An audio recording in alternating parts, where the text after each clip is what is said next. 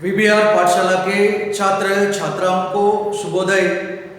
छात्र छात्राएं, आज हम इस कक्षा में हिंदी व्याकरण में समास व्याकरणांश के बारे में हम पढ़ेंगे। किस व्याकरणांश के बारे में? समास व्याकरणांश के बारे में हम आज पढ़ेंगे। ठीक है, समास किसे कहते हैं? समास की परिभाषा क्या है? समास का अर्थ है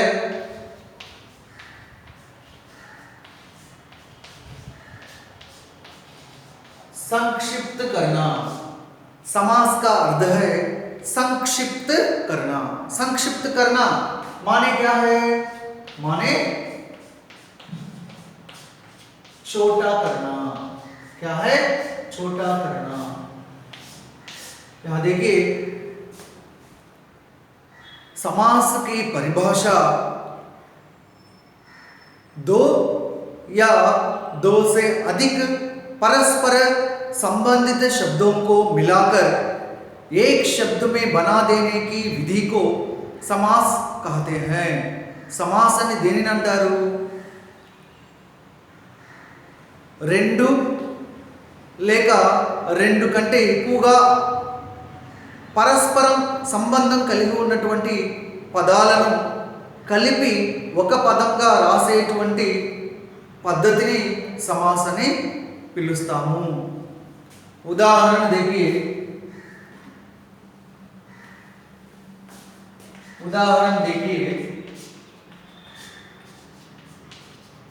राजा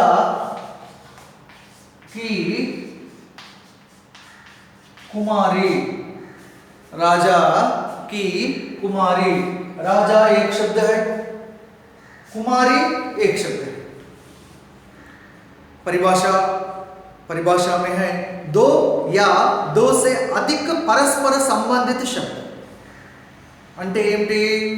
రెండు పదాలు లేదంటే రెండు కన్నా ఎక్కువ పదాలు పరస్పరం సంబంధం కలిగి ఉండేటువంటి పదాలను కలిపి ఒక పదంగా రాయడం। ఇక్కడ రాజా అనేటువంటిది ఒక పదము, కుమారి అనేటువంటిది మరొక పదము। మరి ఈ రెండు పదాలకు పరస్పర సంబంధం కలిగి ఉందా లేదా?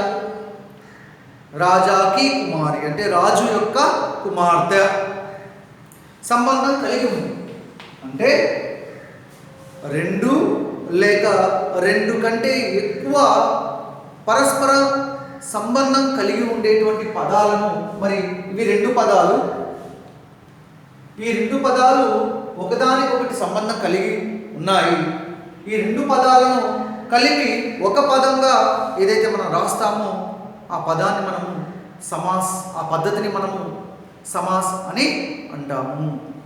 మరి రాజాకి కుమారి ఏక్ శబ్ద में इन वन वर्ड ఒక పదంలో చెప్పండి। क्या है?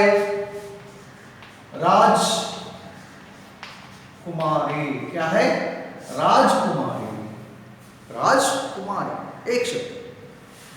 दो या दो से अधिक परस्पर संबंधित शब्दों को मिलाकर एक शब्द बना देने की विधि को समास कहते हैं। Here you are seeing the two words. Definition లో రెండు లేక రెండు కంటే ఎక్కువ పదాలు పరస్పరం సంబంధం కలిగి ఉండేటువంటి పదాలు అని మనం డెఫినేషన్లో చదివాం। మరి ఇక్కడ మీరు రెండు పదాలు చూస్తున్నారు, పరస్పరం సంబంధం కలిగి ఉన్నాయి, మరి వాటిని కలిపి ఒక పదంగా రాసాము। మరి ఇలా రాసేటువంటి పద్ధతిని సమాస్ అని పిలుస్తాం। రెండు కంటే ఎక్కువ అని కూడా పరిభాషలో డెఫినేషన్లో మనం చదివాం। ఇక్కడ దో యా దో సే అధిక రెండు కంటే ఎక్కువ పదాలు కూడా ఉంటాయి, వాటిని కూడా కలిపి ఒక పదంగా మనం రాస్తాము। మరి అటువంటి ఉదాహరణ మనము ప్రకారంలో చూస్తాము। ప్రకార్ చదివేటప్పుడు రెండు కంటే ఎక్కువ పదాలు పరస్పరం సంబంధం కలిగి ఉండే పదాలు వస్తాయి। అలాంటి పదాలు పరస్పరం సంబంధం కలిగి ఉండే పదాలను కలిపి ఒక పదంగా మనం రాస్తాం. ఇక్కడ మీరు కేవలం రెండు పదాలను పరస్పర సంబంధం కలిగి ఉన్నటువంటి పదాలను కలిపి ఒక పదంగా మనం ఇక్కడ చూస్తూ ఉన్నాము. మరి రెండు కంటే ఎక్కువ పదాలను కూడా మనము కలిపి ఒక పదంగా రాస్తూ ఉంటాం. ఉదాహరణకు గిరి को धारण करने वाला అంట. గిరి को धारण करने वाला. అలా మనము పదాలను కలిపి ఏం రాస్తాము ఒక పదంగా? ఎవరు? గిరిధర్ అంటాం. గిరిధర్ అంటే ఎవరు? శ్రీకృష్ణుడు. ఎగ్జాంపుల్స్గా మనము ప్రకారంలో మనం చదువుతాము. आपको मालूम हो गया है अब समास किसे कहते हैं? समास माने संक्षिप्त करना, छोटा करना, చిన్నదిగా చేయడం అన్నమాట. ఒక పదంగా రాయడం, संक्षिप्त करना. ठीक है. समास की परिभाषा क्या है? दो या दो से अधिक परस्पर संबंधित शब्दों को मिलाकर एक शब्द बना देने की विधि को समास कहते हैं. उदाहरण के लिए राजकुमारी, राजकुमार, राजभवन, राजमहल, जलधारा, देशभक्ति. Many words are there. You can take. Right. Next. समास विग्रह किसे कहते हैं? మరి समास विग्रह में देन अंटाम. समस्त पद को खंडित करके, समस्त पद को खंडित करके पहले जैसी अवस्था में पहुंचा देने की स्थिति को हम समास विग्रह कहते हैं. समस्त पद को खंडित करके पहले जैसी अवस्था में पहुंचा देने की विधि को हम समास विग्रह कहते हैं. फॉर एग्जाम्पल इधे చూడండి. समस्त पद, समस्त पद means nothing but this word. మరి సమస్త పద को खंडित करके ఈ వర్డ్ ని మనం ఏం చేస్తాము? राजकुमार అనే వర్డ్ ని खंडित करके, खंडित అని డివైడ్ విడదీసి पहले जैसी अवस्था में, पहले जैसी अवस्था में అంటే ఎలా ఉన్నది ఈ పదము? రాజా की కుమారి అని ఉంది. మరి ఏదైతే రాజా की కుమారి అని మనము రాస్తూ ఉన్నామో ఈ పదాన్ని విడదీసి అలా రాసేటువంటి మెథడ్, అలా రాసేటువంటి విధి పద్ధతిని మనం ఏమంటాము అంటే विग्रह, समास विग्रह कहते हैं. ओके. राजकुमार अने पदम ఉంది. समस्त पद को खंडित करके पहले जैसी अवस्था में అంటే రాజా కా కుమార్ ఆ విధంగా రాసేటువంటి పద్ధతిని సమాస విగ్రహ అని పిలుస్తాం. राइट. समास कितने प्रकार के हैं? समास कितने प्रकार के हैं? समास 6 प्रकार के हैं. कितने प्रकार के हैं? 6 प्रकार के हैं. वे क्या हैं? अव्ययी भाव समास, तत्पुरुष समास, नेक्स्ट कर्मधारय समास, द्विगु समास, द्वंद्व समास, बहुव्रीहि समास. क्या है? पहला है अव्ययी भाव समास, दूसरा है तत्पुरुष समास, तीसरा है कर्मधारय समास, चौथा है द्विगु समास, पांचवा है द्वंद्व समास, छठवा है बहुव्रीहि समास.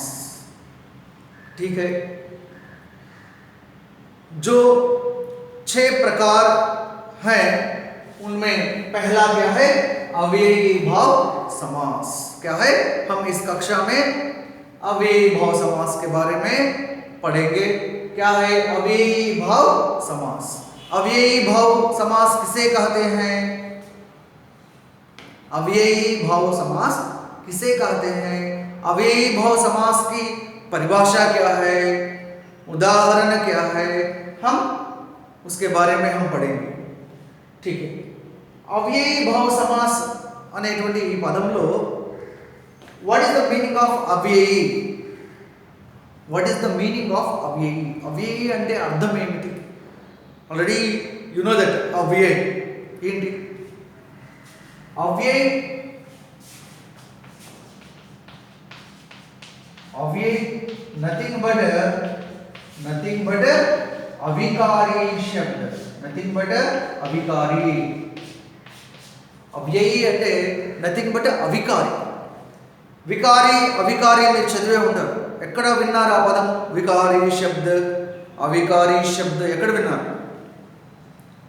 శబ్ద భేదలో వినుంటారు, పార్ట్స్ ఆఫ్ స్పీచ్లో వినుంటారు. पार्ट्स ऑफ स्पीच लो संज्ञा सर्वनाम विशेषण क्रिया विकारी शब्द, क्रिया विशेषण संबंध बोधक समुच्चय बोधक विस्मयादि बोधक अविकारी शब्द అని వినుంటారు. विकारी शब्द అంటే लिंग वचन के अनुसार जो बदलने वाला शब्द विकारी शब्द, लिंग वचन के अनुसार नहीं बदलने वाले शब्द अविकारी शब्द. आपको मालूम है మరి అవి అంటే నథింగ్ బట్ అవికారి శబ్ద, నాట్ చేంజబుల్ వర్డ్స్. అంటే అవి మారనటువంటి, ఏ విధంగానూ వ్యాకరణ పరంగా మీరు లింగ పరంగాను వచన పరంగాను మారనటువంటి పదాలను మనము అవే అని అంటాము. నథింగ్ బట్ అవికారి శబ్ద. ठीक है. अव्ययी भाव समास किसे कहते हैं? अव्ययी भाव समास అని దేన్ని అంటారు?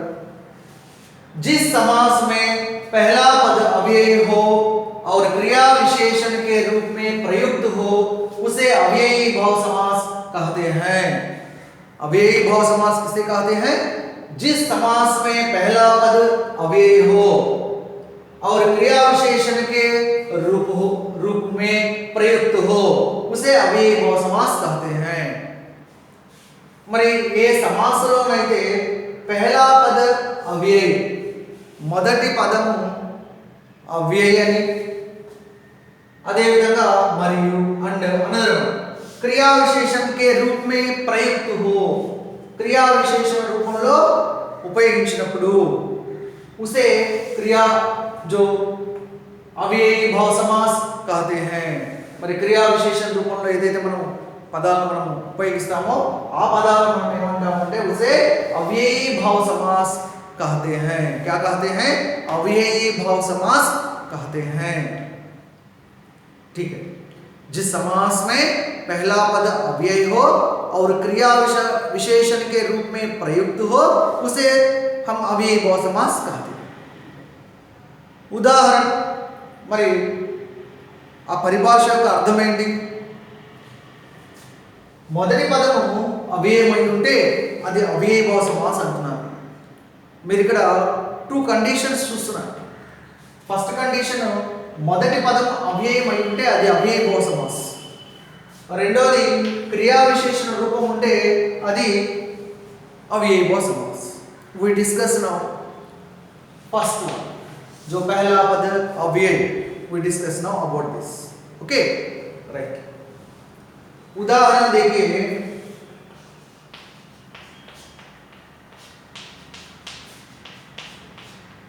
यथाशक्ति क्या है? यथाशक्ति. यथाशक्ति एक समस्त पद है, शब्द है.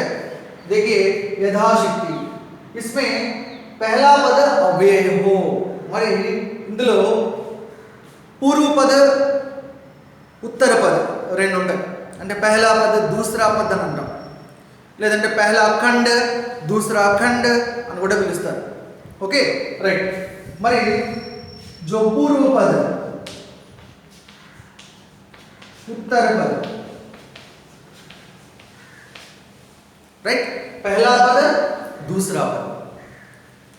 इन योर लैंग्वेज पहला पद दूसरा पद. व्याकरण में पूर्व पद उत्तर पद. मरी जिस समास में पहला पद अव्यय हो, पहला पद पूर्व पद अव्यय. पूर्व पद अव्यय ఏంటి? యథా. యథా అనేటువంటిది అవ్యయంగా ఉన్నప్పుడు छात्र छात्राएं इसका विग्रह वाक्य क्या है? विग्रह शक्ति के अनुसार. क्या है? शक्ति के अनुसार. शक्ति कोलदी यथाशक्ति. शक्ति कोलदी మీ శక్తి కొలది. Such a mean.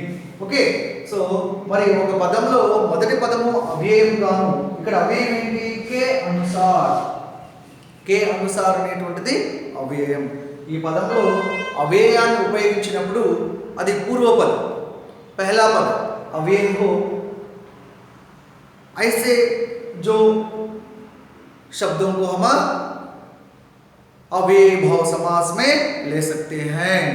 यथाशक्ति, उसी प्रकार देखिए यथा शीघ्र, यथाशीघ्र क्या है? शीघ्र के अनुसार, के अनुसार अव्यय जो यदा है इसको हम विग्रह वाक्य में के अनुसार के रूप में लिख रहे हैं। और यदा शीघ्र इस प्रकार। और भी देखिए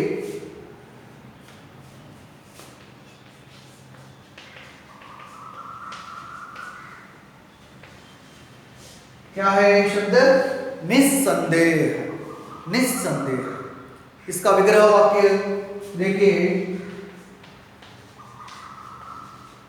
संदेह के बिना, संदेह के बिना, के बिना जो है अव्यय है, अभिकारी शब्द है, जो अव्यय का प्रयोग हुआ है। ऐसे शब्दों को हम अव्ययी भाव समास कहते हैं।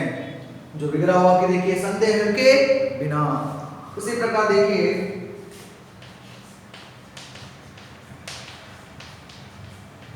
क्या है? निस्संतान। इसका विग्रह वाक्य क्या है? संतान, संतान के बिना, संतान के बिना, के बिना। और एक शब्द देखिए प्रत्यक्ष। क्या है? प्रत्यक्ष। प्रत्यक्ष मीन्स यू नो लाइव, प्रत्यक्ष प्रसारము లైవ్. సో మనము కంటితో చూస్తూ నేరుగా చూస్తూ ఉండేటువంటి ఆ ప్రక్రియ మనం ప్రత్యక్ష అని చెప్పేసి రైట్. प्रत्यक्ष विग्रह वाक्य क्या है? आंखों के सामने। क्या है? आंखों के सामने, आंखों के सामने। यहां क्या है? के सामने अव्यय, के अनुसार, के बिना, के सामने। इस प्रकार के जो अव्यय आने पर वे है अव्ययी भाव समास। ठीक है। और भी देखिए प्रत्यक्ष, निस्संतान, निस्संदेह, यथाशीघ्र, यथाशक्ति, निडर। क्या है? निडर। क्या है? विग्रह वाक्य डर के बिना, डर के बिना। और भी देखिए निराशा। क्या है? निराशा, आशा, आशा के, आशा के बिना जो है अव्यय है। छात्र छात्राएं आप सब समझ चुके हैं अव्ययी भाव समास किसे कहते हैं? जिस समास में पहला पद अव्यय हो उसे अव्ययी भाव समास कहते हैं। यहाँ देखिए हम जिस समास में पहला पद अव्यय हो यहाँ तक हम पढ़ चुके हैं। ये समास లో అయితే మొదటి పదము అవ్యయమై ఉంటుందో మరి ఆ సమాసాన్ని మనము ఏ సమాసాన్ని అంటాము? अव्ययी भाव समास అని అంటాం. ఇక్కడ వరకు మనం చదువుకున్నాం. ठीक है। आफ्टर दैट क्रिया विशेषण के रूप में प्रयुक्त हो इसके बारे में पढ़ना चाहिए. మరి దీని గురించి మనం తెలుసుకోవాలి. ఇప్పుడు మనం తెలుసుకుంది ఏంటి? अव्ययी भाव समास అంటే जिस समास में पहला पद अव्यय हो. ఒకటి గుర్తుపెట్టుకోవాలి. जिस समास में पहला पद प्रधान అనగానే మొదటి పదం పూర్వ పదం ఏదైతే ప్రధాన్ మెయిన్ అనేటువంటిది మనం పరిభాషలో ఉపయోగిస్తే మీరు తేలికగా తెలుసుకోవడానికి గుర్తుపెట్టుకోవాల్సినటువంటి విషయం ఏమిటి అంటే जिस समास में पहला पद प्रधान हो, प्रधान मीन्स नथिंग बट మెయిన్. అదే విధంగా అదే పదము पहला पद अव्यय हो, అది अव्यय కనుక అయి ఉంటే, అవికారి శబ్ద కనుక అయి ఉంటే దట్ समास वी कॉल अव्ययी भाव समास. क्या है? अव्ययी भाव समास. जिस समास में पहला पद प्रधान हो అనగానే చెప్పేసేయాలి అదే समास అంటే अव्ययभाव समास। जिस समास में पहला पद प्रधान हो और अव्यय अव्यय भी हो उसे अव्ययभाव समास कहते हैं। ठीक है छात्र छात्राएं, आप अपनी पुस्तक खोलकर एक बार समास का अर्थ क्या है संक्षिप्त करना, छोटा करना, और जो उदाहरण जो अव्ययभाव समास की परिभाषा, अव्ययभाव समास में जो उदाहरण है ये सब लिख लीजिए। यहाँ देखिए निरंतर शब्द, निरंतर शब्द, निरंतर शब्द का विग्रह वाक्य क्या है? निरंतर शब्द का विग्रह वाक्य क्या है? अंतर के बिना, अंतर के बिना, के बिना क्या है? अव्यय, अव्ययभाव समास। यहाँ तक हम पढ़ चुके हैं। आप अपनी पुस्तक खोलकर उदाहरण सहित जो परिभाषा भी है लिख लीजिए। क्रिया विशेषण के रूप में जो प्रयुक्त हो उसे भी अव्ययभाव समास कहते हैं, उसके बारे में हम चर्चा करेंगे। पहले अपनी पुस्तक खोलकर लिख लीजिए।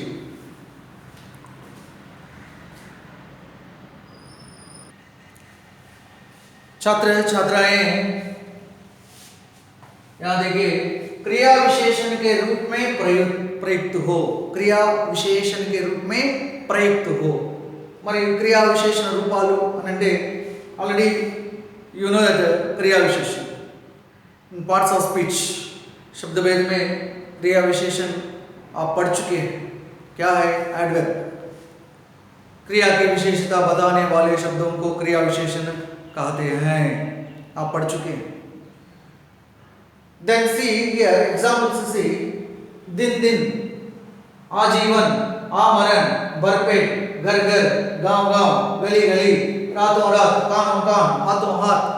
जो है మీకు ఇక్కడ కనిపించేటువంటి ఉదాహరణలు ఏవైతే ఉన్నాయో यहाँ देखिए जो क्रिया विशेषण के रूप में प्रयुक्त हो। మరి క్రియా విశేషణలో ఎన్నో మీరు 4 రకాలు చదువుకున్నారు। कालवाचक क्रिया विशेषण, स्थानवाचक क्रिया विशेषण, परिमाणवाचक क्रिया विशेषण, रीतिवाचक क्रिया विशेषण 4 చదువుకున్నారు। then you see this examples and విగ్రహ వాక్య। మరి క్రియా విశేషణ రూపాలు అన్నారు అంటే మరి ఆ క్రియా విశేషణలో ఏ రకంలో ఈ ఎగ్జాంపుల్స్ సంబంధించినటువంటి వర్డ్స్ వస్తాయో మీరే చెప్పాలి। ఓకే రైట్, सी फर्स्ट वन सी क्या है? उदाहरण दिन दिन, दिन दिन, इसका विग्रह वाक्य क्या है? आपको मालूम है, आप बता सकते हैं। दिन दिन का विग्रह वाक्य क्या है? दिन दिन क्या है? हर दिन, दिन दिन हर दिन। नेक्स्ट आजीवन, आजीवन क्या है? आजीवन అంటే జీవితాంతం, జీవితాంతం అంటాం। సో जीवन भर क्या है? जीवन भर, जीवितांतम। Okay right. आमरण, इसके बाद देखिए आमरण, मरण तक అంటే మరణాంతం వరకు। ఓకే మరణ तक, మరణించే వరకు। उसके बाद देखिए भरपेट, भरपेट माने पेट भरकर అంటే స్టమక్ ఫుల్, కడుపు నిండా అని అర్థం भरपेट। राइट, यहाँ देखिए हर, यहाँ हर दिन, प्रतिदिन भी लिख सकते हैं। क्या है? प्रतिदिन भी लिख सकते हैं। हर, प्रति, भर, तक। जो है यहाँ क्रिया विशेषण के रूप में प्रयुक्त हो। इनको क्रिया विशेषण के रूप कह रहे हैं, हर प्रति भर तक. దెన్ నౌ యూ సే, ఇప్పుడు చెప్పండి మన క్రియా విశేషం మీరు ఏదైతే శబ్దభేదులు చదివారో ఆ 4 రకాల్లో ఇందులో మనము ఇవి చూసాము. కాలవాచకులు చూసారా, స్థానవాచకులు చూసారా, పరిమాణవాచకులు చూసారా, రీతివాచకులు చూసారా. రైట్. హర ప్రతి భర తక్ ఇవి క్రియా విశేషణాలని అంటున్నారు కదా. ఇవి ఏ క్రియా విశేషణాలు అని అంటే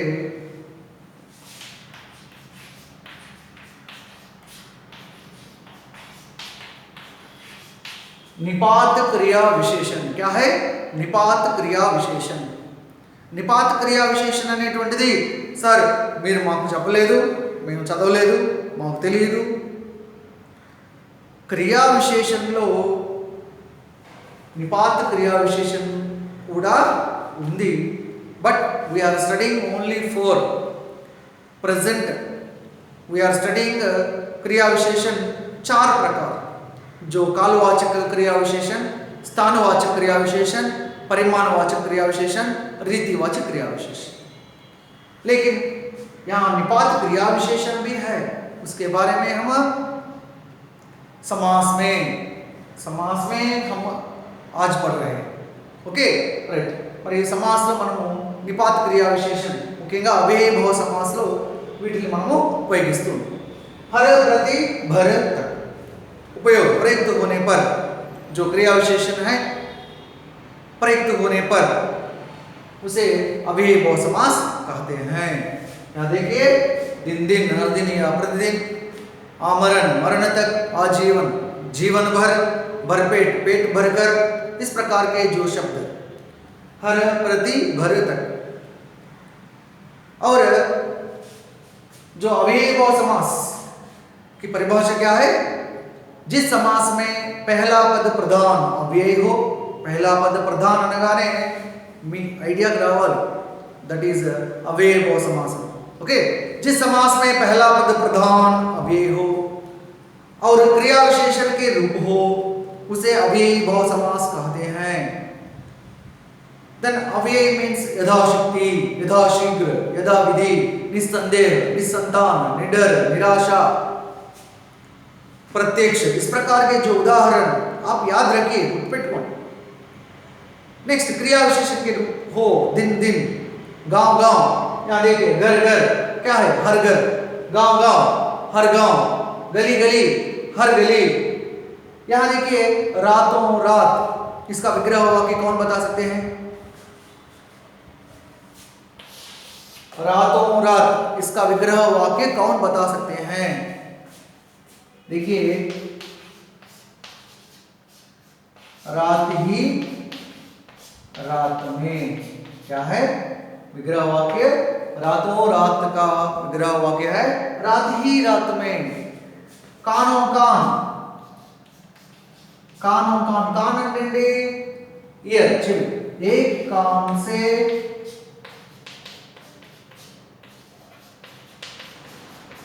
दूसरे कान में. विग्रह वाक्य है एक कान से दूसरे कान में. రైట్. అంటే ఒక చెవి నుండి మరొక చెవిలో. రైట్. हाथों हाथ. हाथ అంటే ఏంటి? హ్యాండ్, చెయ్యి. हाथ ही हाथ में. हाथ ही हाथ में. इस प्रकार जो विग्रह वाक्य. छात्र छात्राएं, अव्ययभाव समास किसे कहते हैं? जिस समास में पहला पद प्रधान अव्यय हो और क्रिया विशेषण के रूप हो उसे अव्ययभाव समास कहते हैं. మీరు ముఖ్యంగా గుర్తుపెట్టుకోవాల్సింది అవ్యయభావ సమాస్ అని అనాలి అంటే మీకు విగ్రహ వాక్యాల్లో కే బినా, కే అనుసార్, కే సామ్నే, ఓకే, లేకపోతే క్రియా విశేష రూపాలైనటువంటి హర్, ప్రతి, భర్, తక్ ఇటువంటి పదాలు మీరు గుర్తుపెట్టుకొని ఉండాలి. Then easily you can identify that comes under अव्ययभाव समास.